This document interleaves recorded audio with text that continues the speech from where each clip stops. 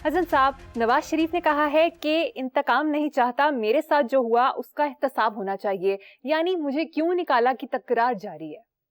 یہ انتقام اور احتساب یہ ایک ہی سکے کے دو رخ ہیں، خاص طور پہ ہم جیسے ملکوں میں جس کا سر پیر دکھائی نہیں دیتا۔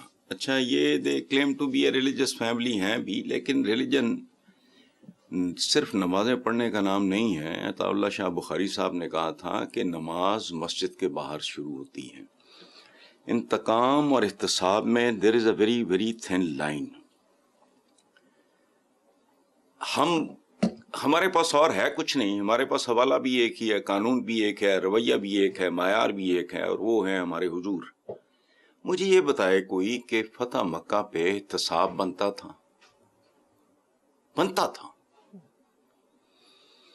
وہ عورت جس کو ہم ہمارے یہاں جہالت کی وجہ سے ہندا کہتے ہیں، کتابوں میں بھی ہندا لکھتے ہیں، ہند ہے ابو سفیان کی بیوی، اور اس کا غلام وحشی، جس نے جناب امیر حمزہ شہادت کے بعد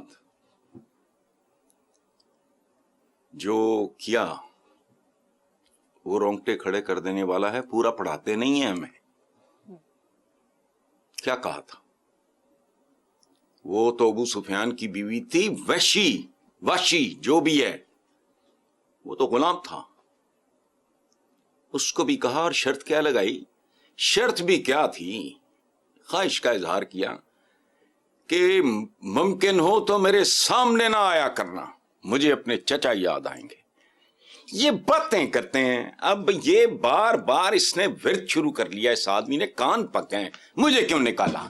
او بھائی خدا کا واسطہ ایک بار یہ بھی پوچھ لے کہ مجھے کیوں گھسیڑا۔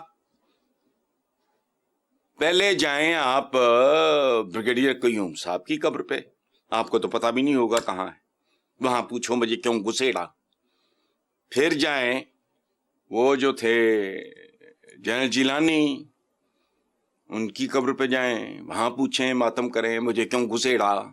اچھا، پھر ضیاء الحق کا کسی سے سمجھ لیں رستہ وستہ بھول گئے ہوں گے، وہاں جائیں پوچھیں مجھے کیوں گھسیڑا۔ تب تو بڑے شوق سے گھسیڑے گئے، گھسیڑا اور نکالا، گھسیڑے جانا اور نکالے جانا یہ ایک ہی عمل ہے حضور۔ اور آپ کہتے ہو میرے ساتھ اتنی بار یوں ہوا، پھر وہ ایک جھوٹی سچی کہانی جو آپ سناتے ہیں کہ میری اہلیہ، یہ وہ سارا وہ سوشل میڈیا میں مجھے کسی نے دکھایا، میں سر پکڑ کے بیٹھ گیا کہ یار میرے جیسا جاہل چول آدمی تو بھول ہی گیا تھا۔ جو باؤ جی آئے نے فلانا ڈمکانا۔ اچھا، مجھے کوئی ایک بات مریم آپ سمجھا دو۔ میں اپنے پاکستانی بھائیوں سے ہاتھ جوڑ کے اپیل کرتا ہوں، کوئی مجھے اس بات سمجھا دیں کہ ان کے منہ کو کون سا خون لگا ہے جب بار بار ذلیل ہونے کے بعد، خار ہونے کے بعد، بدنام ہونے کے بعد پھر وہیں گھستے ہیں۔ مومن تو نہیں ایک سوراخ سے دوسری بار ڈسا جاتا ہے، یہ کیسا مومن ہے جو باز ہی نہیں آ رہا؟ مجھے بتاؤ نا، کون سا خون ان کے منہ کو لگا ہے؟ کاروباری لوگ ہیں، دستکار لوگ ہیں، جو دستکار سے پھر گریجولی پاکستان کی بہت ساری برکتوں میں سے ایک ہے کہ بہت سے لوگ پھر دستکار سے صنعتکار ہوئے۔ مجھے صرف ایک بات بتاؤ، کوئی آدمی، کوئی پست سے پست، ان پڑھ سے ان پڑھ، ایک ہی کاروبار میں بار بار ناکام ہو، جوتے بھی کھائے، ذلیل و رسوا بھی ہو، گالیاں بھی کھائے، پھر وہیں آئے؟ وہ بات سنو، کوئی بندہ ایسا دیکھا ہے ایک کاروبار نہیں چلتا، دوسرا ٹرائی کرتا ہے، تیسرا؟ اس دھندے میں ایسا کیا ہے؟ مسلسل منتیں، ترلے، ایک تکرار، ایک ورد کا عالم جاری ہے تاکہ لوگوں کو ایموشنلی، جذباتی طور پہ بلیک میل کیا جا سکے۔ میرے ساتھ ظلم ہوا، پتہ لعنت بھیج اس کام پہ، یار کیا لینا ہے؟ او خدا کا خوف کرو یار۔ نیلسن منڈیلا کے نون کی لاج ہی رکھ لو۔ آپ نواز شریف ہیں، وہ نیلسن منڈیلا تھے، تو منڈیلا کے نون کی لاج رکھ لو، پیچھے ہی پڑ گئے، ہو گیا۔ مطلب جو پانی میں چھلانگ مارتا ہے اس نے گیلا ہونا ہوتا ہے۔ پاکستان کی سیاست کا آپ کو نہیں پتا؟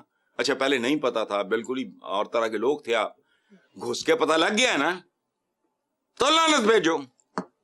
क्या तुम्हें शौक है इतना करने का? तुम डॉलरों में पाउंड्स में खरबपति हो गए, मुल्क कंगाल हो गया, अब और क्या चाहिए?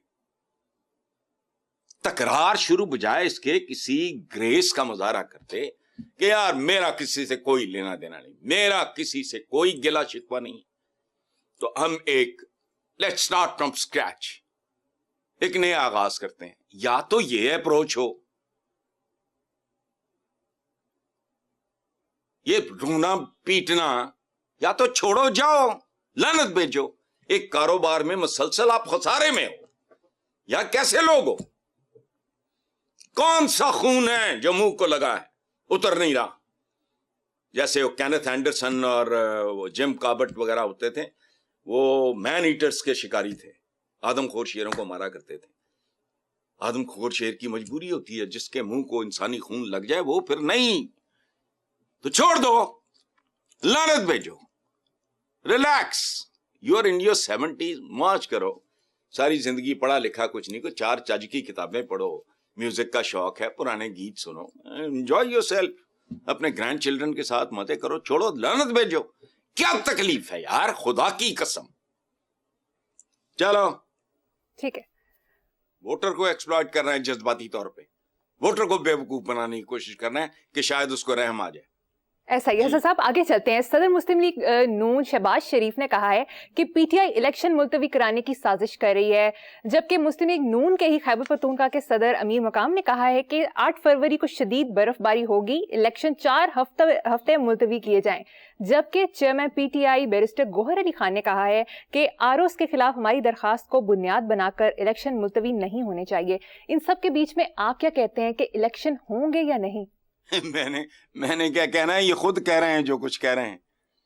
ये हारे हुए, शिकस्त खुर्दा, खौफजदा, वो हर तरफ से घिरे हुए, इसके बावजूद कि भाई हमारी दरखास्त को बुनियाद बना के आप इलेक्शन मुलतवी ना करें। यहां से देख लो इनकी औकात क्या है, झूठे हैं।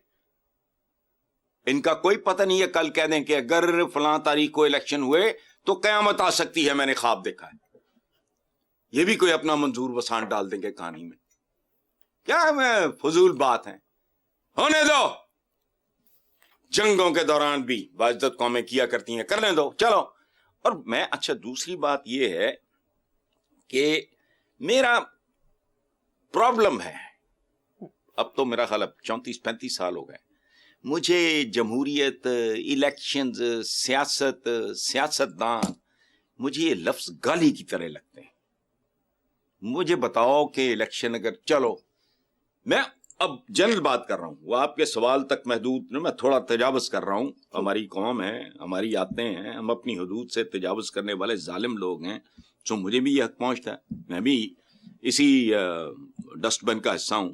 अच्छा मुझे बताओ कि अगर ये हो जाते हैं और फेयर भी हो जाते हैं, लेवल प्लेइंग फील्ड शील्ड, अच्छा दूसरी बात, इससे बड़ा फ्रॉड कोई नहीं है। मरियम वो को मोहम्मद रफी है दूसरा, उसको कौन से सुरखाब के पर लगे थे जी जो मुझे नहीं लगे, बताओ। को आइंस्टाइन दूसरा, वो नहीं होता तो नहीं होते लेवल प्लेइंग फील्ड। भाई आपने boxer Muhammad Ali Cassius Clay थे पहले, फिर वो मुसलमान हुए, सुभान अल्लाह, दुनिया की तारीख में वैसा बंदा ही कोई नहीं स्पोर्ट्स की दुनिया में।